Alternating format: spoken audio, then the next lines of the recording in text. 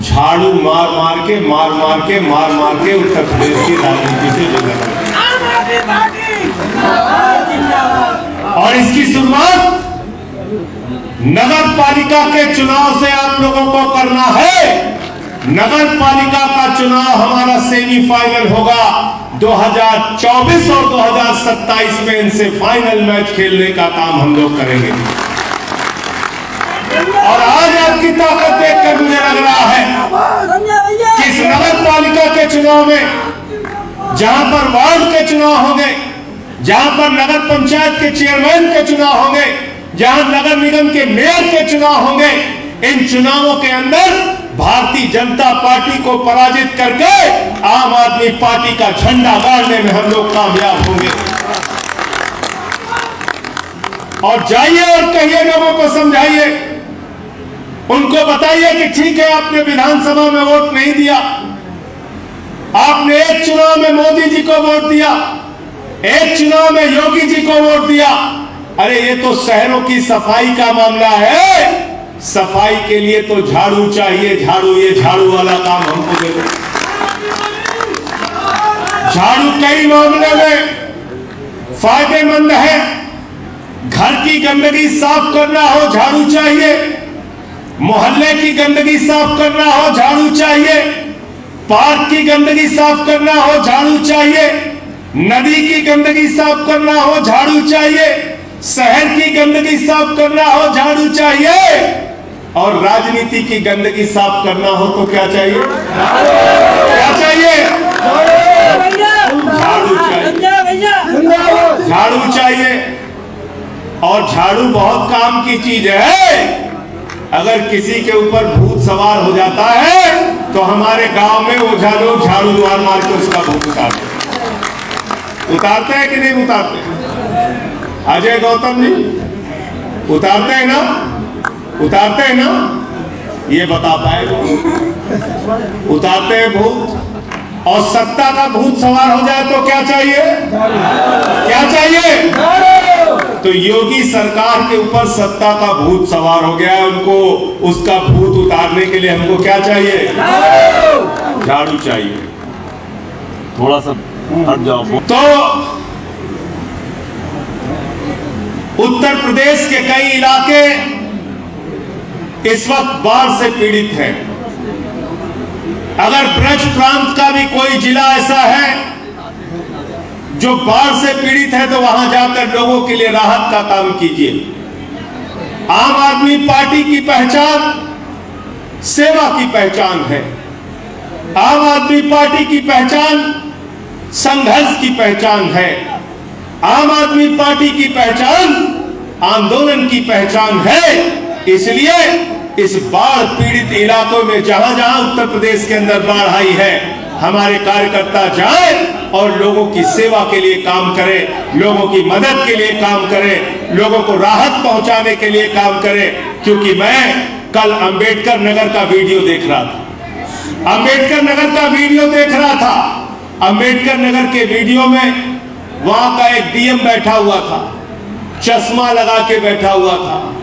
चश्मा लगा के मैंने पहले उसको वीडियो देखा तो मैंने सोचा कि ये कोई हीरो है फिल्म का, लेकिन बाद में मुझे पता चला कि ये तो डीएम है अम्बेडकर नगर का। अम्बेडकर नगर का डीएम था। वो बाढ़ पीड़ित जनता से कह रहा है भाई, ये बाढ़ पीड़ित जनता को कह रहा है कि भाई खाना लेने के लिए हम आपके घर में खाना पहुंचाने नहीं जाएंगे। खाना पहुंचाना है तो चौकी पे आओ, खाना लेना है तो चौकी पे आओ।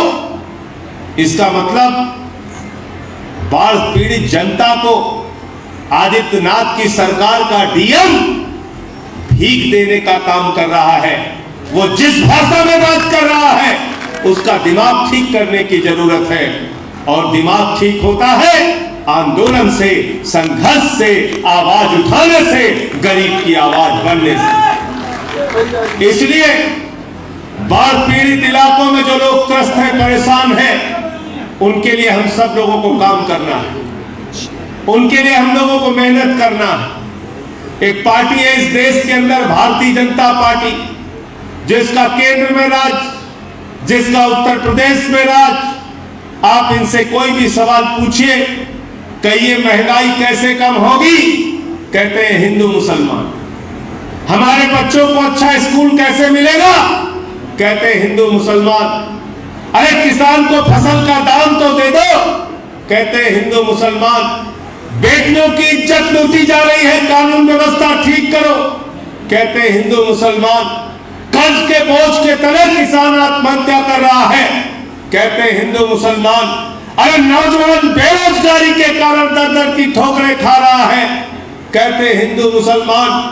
अरे व्यापार चौपट हो गया, रेड़ी पटरी वालों को उजाड़ देते हो और व्यापारी मक्खी मार रहा है, उसका व्यापार नहीं चल रहा, कहते हैं हिंदू मुसलमान। सारी बीमारियों का इलाज इनके पास सिर्फ एक ही है, हिंदू मुसलमान। और इस हिंदू मुसलमान की दुकान को अगर किसी ने बंद करने का काम किया तो उस नेता का नाम है अरविंद केजरीवाल और आम आदमी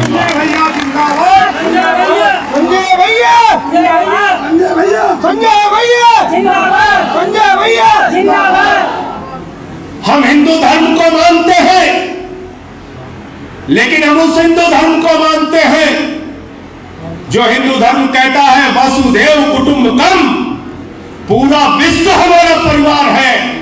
और जब हम कहते हैं पूरा विश्व हमारा परिवार है, तो हिंदू भी हमारा परिवार, मुसलमान भी हमारा परिवार, सिख भी हमारा परिवार, ईसाई भी हमारा परिवार, दलित भी हमारा परिवार, पिछड़ा भी हमारा परिवार, पूरी दुनिया हमारा परिवार है। हम उस हिंदू धर्म को मानते हैं।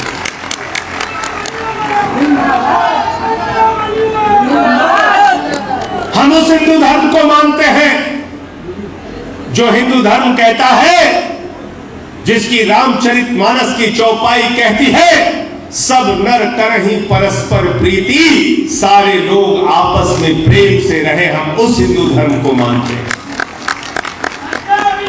हम उस हिंदू धर्म को मानते हैं जिस हिंदू धर्म में कोई भी पूजा हम लोग खत्म करते हैं तो पूजा खत्म करने के बाद प्रभु से, ईश्वर से, अपने इष्ट से हाथ जोड़कर पूरा परिवार प्रार्थना करता है, धर्म की जय हो, अधर्म का नाश हो, प्राणियों में सद्भावना हो, विश्व का कल्याण हो।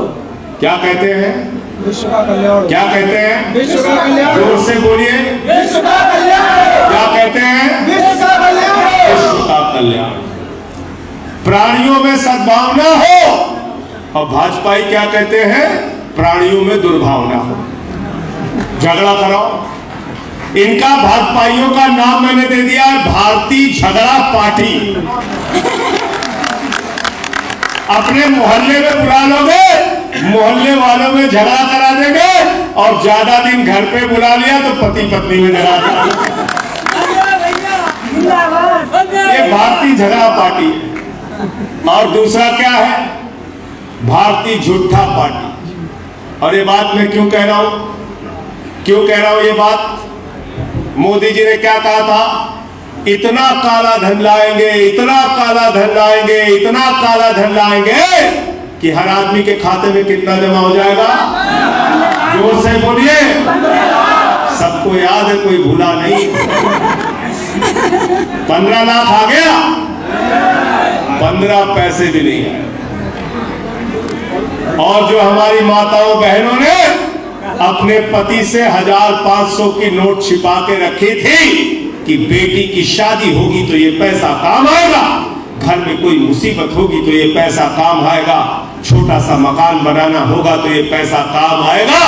आज वो सारा का सारा पैसा नरेंद्र मोदी जी ने कहा, माताओं बहनों जो संदूक में पैसा रखा है यही काला धन है, इसको लाइन में लग के जमा। वो भी पैसा जमा करा लिया आपसे, पैसा जमा करा लिया, आपके घर का पैसा भी खाली कर लिया। थोड़ा पीछे हो जाओ, एकदम थोड़ा आप भी पीछे हो जाओ, सब लोग पीछे हो जाओ, थोड़ा पीछे हो जाओ।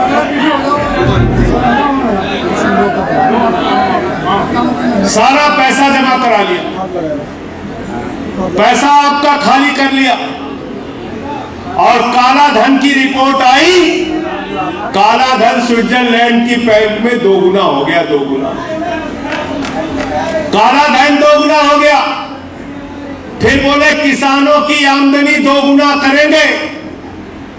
किसानों की आमदनी 2 गुना नहीं की, गेहूं की खरीद कम कर दी, 3 काला कानून लेकर आए, 1 साल तक किसानों को सड़कों पर बिठाकर लाठियों से पीटा, अन्नदाताओं को खालिस्तानी कहा, पाकिस्तानी कहा, देशद्रोही कहा। जो लोग इस देश के अन्नदाताओं का अपमान करते हैं, उनके खिलाफ एकजुट होकर अपने वोट की ताकत से जवाब देना होगा। फिर क्या बोले? फिर क्या बोले? बोले बेटी बचाओ बेटी पढ़ाओ। अभी हम लोगों ने कुछ दिनों पहले देखा था, इसी उत्तर प्रदेश में ललितपुर के अंदर एक बेटी के साथ गैंगरेप हुआ। गैंगरेप की पीड़ित वो बेटी रोते बिलखते हुए ललितपुर के थाने में पहुंचती है कि आदित्यनाथ की पुलिस उसको न्याय देगी। वो बेटी जब जाती है तो गैंगरेप की पीड़ित उस बेटी के साथ वहां का थानेदार रेप करता है। जब रक्षक ही भक्षक बन जाएगा तो कानून की व्यवस्था कहां रहेगी, बेटियों की सुरक्षा कहां रहेगी? जरा हमको बताओ। कहा था महंगाई कम करेंगे, महंगाई कम करेंगे। आज महंगाई आसमान पे। सरसों का तेल 250 रुपए लीटर बिका, आटा महंगा हो गया, दाल चावल महंगी हो गई, महंगा हो गया गैस का सिलेंडर, महंगा हो गया बच्चों का दूध, महंगी हो गई कैंसर की दवा, टीबी की दवा, किडनी की दवा, हार्ट की दवा। आज सारी चीजों के ऊपर टैक्स बढ़ा बढ़ाकर इस देश के अंदर महंगाई बढ़ाने का काम कर रही है सरकार। और मामूली पैसा नहीं, 27 लाख करोड़ रुपए 8 साल के अंदर डीजल और पेट्रोल के ऊपर टैक्स लगाकर मोदी सरकार ने इकट्ठा किया। और ये पैसा गया कहां? ये पैसा जो आपने बैंकों में जमा किया था, ये पैसा जो टैक्स के जरिए सरकार को देते हो, ये पैसा जो आपको जब सुविधा देने की बात आती है, केजरीवाल जी कहते हैं हम बिजली फ्री देंगे, हम शिक्षा फ्री देंगे, हम स्वास्थ्य फ्री देंगे, हम माताओं बहनों के लिए बस की यात्रा फ्री देंगे, हम बुजुर्गों को तीर्थ यात्रा फ्री में कराएंगे। तो मोदी जी कहते हैं ये रेवड़ी है, ये रेवड़ी है। अरे बेईमानो, हेलीकॉप्टर से तुम उड़ते हो, बड़े बड़े बंगलों में तुम रहते हो, हजारों लाखों रुपए प्रतिदिन अपने ऊपर उड़ाते हो, वो रेवड़ी नहीं है। अपने पूंजीपतियों का 10 लाख करोड़ रुपए मोदी सरकार ने माफ कर दिया, वो रेवड़ी नहीं है। 5 लाख करोड़ रुपए पूंजीपतियों का टैक्स माफ कर दिया, वो रेवड़ी नहीं है। गरीब के घर में रोशनी देने के लिए अगर 300 यूनिट बिजली फ्री हो गई तो कहते वो रेवड़ी है।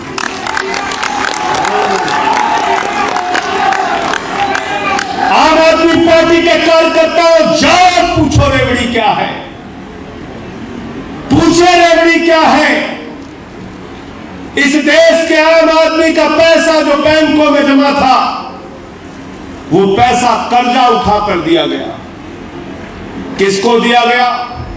मोदी जी के मित्रों को दिया गया, मित्रों को। किसको दिया गया? अडानी को दिया गया। किसको दिया गया?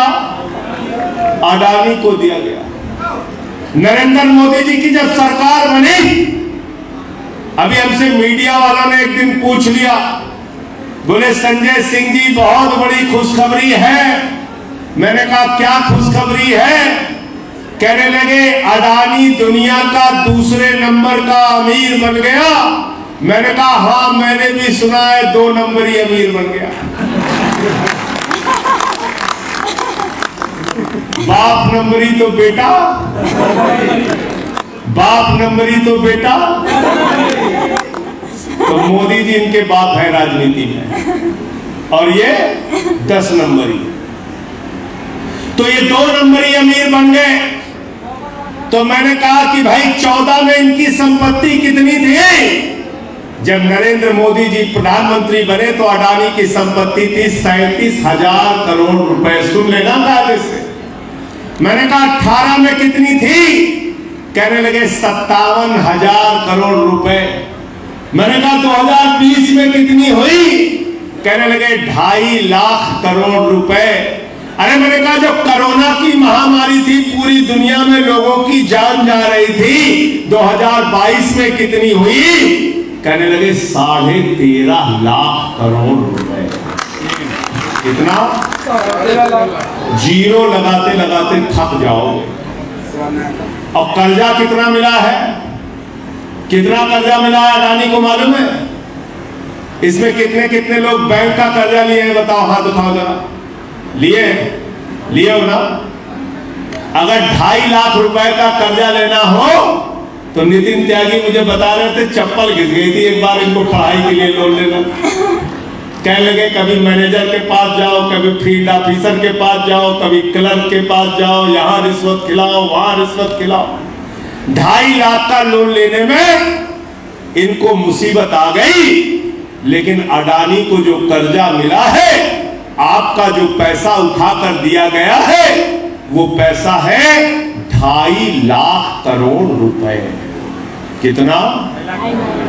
बैंकों से आम आदमी का पैसा उठा उठा कर मोदी जी ने कहा 2.5 लाख करोड़ रुपए हम अपने दोस्त को देंगे तो तुमको 300 यूनिट बिजली फ्री देने की बात आए, तुमको कैंसर की दवा सस्ती करने की बात आए, तुमको फसल का दाम देने की बात आए, तुमको नौकरी देने की बात आए, तो मोदी जी के पास पैसा नहीं है। लेकिन अडानी के लिए अगर कर्जा देने की बात आए तो 2.5 लाख करोड़ रुपए ले जा बेटा। तो बाप नंबरी बेटा, बाप नंबरी बेटा 2.5 लाख करोड़ रुपए दे दिया। अब ये पैसा तो ले लिया कर्जा इन बेईमानों ने, बड़े बड़े लोगों ने। मैंने पार्लियामेंट में कहा, मैंने कहा मोदी जी इस देश का पैसा लोग लूट लूट के भाग गए, उनको गिरफ्तार तो करो। अरे बोले कौन कौन भाग गए? मैंने कहा 20,000 करोड़ रुपए लेके नीरव मोदी, मेहुल चौकसी भाग गया। 10,000 करोड़ रुपए लेके विजय माल्या भाग गया। 6,000 करोड़ रुपए लेके नितिन सदेसरा भाग गया। 3,000 करोड़ रुपए लेके ललित मोदी भाग गया। अरे सबसे कम जो लेके भागा है 3,000 करोड़। अरे उसी ललित मोदी को पकड़ लो। मोदी जी ने कहा हमें नहीं पता ललित मोदी कहां। मैंने कहा अगर तुमको नहीं पता तो सुष्मिता सेन से पूछ लो, उसको पता है। सुष्मिता सेन को ललित मोदी मिल जाता है, लेकिन नरेंद्र मोदी को ललित मोदी नहीं मिलता। क्योंकि क्यों नहीं मिलता? क्योंकि चोर चोर, चोर चोर, चोर चोर, इन बेईमानों ने भाजपाइयों को करोड़ों करोड़, हजारों करोड़ रुपए खिलाया है। एक कंपनी है DHFL, उस कंपनी ने घोटाला किया 42,000 करोड़ रुपए का और भारतीय जनता पार्टी को चंदा दिया 29 करोड़ रुपए। तो जब नौजवान को कहा जाए कि हमारे नौजवान जो सेना में जाते हैं उनको पूरी तनख्वाह दे दो, उनको पैसा दे दो, उनकी सैलरी दे दो, उनको पेंशन दे दो, उनको मेडिकल की सुविधा दे दो, उनको कैंटीन की सुविधा दे दो, तो मोदी जी कहते हैं हमारे पास पैसा नहीं है। कहते बेटा चढ़ जा सूली पर, अग्निवीर बन जा। क्या बना रहे नौजवानों को? अच्छा नाम भी बड़ा तगड़ा देते हैं भाजपा। तनख्वाह भले मिले, अग्निवीर बन के खुश हो जाओ बेटा, अग्निवीर बन जा। 17 साल की उम्र में सैनिक बन जा बेटा, 21 साल की उम्र में रिटायर हो जा बेटा, 21 साल के बाद कटोरा लेके घूम। है कि नहीं है? है कि नहीं है? हमने भाजपाइयों से पूछा रिटायरमेंट के बाद ये नौजवान क्या करेंगे? कहने लगे अरे धोबी का काम कर लेंगे, नाई का काम कर लेंगे, नाई का काम कर लेंगे। पकोड़ा कैसे बेचेंगे? तेल महंगा कर दिया, बनाओगे कैसे पकोड़ा? सरसों का तेल महंगा हो गया। तो हमने कहा क्या करेंगे? कहने लगे ड्राइवर का काम कर लेंगे। इनका एक नेता है कैलाश विजयवर्गीय, उसने कहा भारतीय जनता पार्टी के दफ्तर के सामने सिक्योरिटी गार्ड का काम कर लेंगे। तो मैंने उसका एक वीडियो देखा था, उसका एक बेटा है, विधायक है, वो डंडे डंडे से ईओ को मार रहा था, एक अधिकारी को। मैंने कहा तेरा बेटा तो बहुत बढ़िया डंडा चला लेता है, उसी को डंडा पकड़ा के बीजेपी के दफ्तर के सामने खड़ा कर दो, वो सिक्योरिटी गार्ड बनेगा। हमारे बेटे सिक्योरिटी गार्ड नहीं बनेंगे, हमारे बेटे सेना के जवान बनेंगे और भारत माता की रक्षा के लिए जब शहीद होंगे तो पूरा क्षेत्र, पूरा देश उनको नमन करेगा। भारत माता की रक्षा के लिए हमारा जवान, हमारा बेटा -50 डिग्री टेम्परेचर में सियाचिन में और +50 डिग्री टेम्परेचर में जैसलमेर में ड्यूटी करेगा, और तुम्हारा बेटा बीसीसीआई का सेक्रेटरी बन के हजारों करोड़ रुपए लूटेगा। ये व्यवस्था हिंदुस्तान में बंद होनी चाहिए।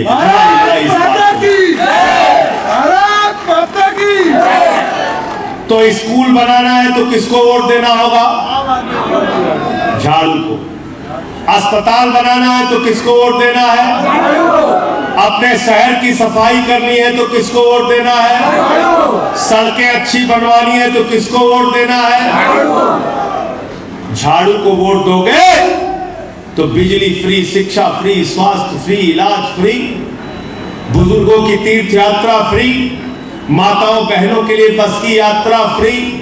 पंजाब में सरकार बनी तो भगवंत मान जी ने 300 यूनिट बिजली फ्री 1 जुलाई से कर दी, और अभी वहां पर बिजली का बिल आया। आम आदमी पार्टी के कार्यकर्ताओं, आपको गर्व होना चाहिए। पंजाब में जो आपकी सरकार बनी, भगवंत मान जी की सरकार ने 300 यूनिट बिजली फ्री किया तो 51 लाख परिवारों का जीरो बिजली का बिल आया। जीरो बिजली का बिल आया।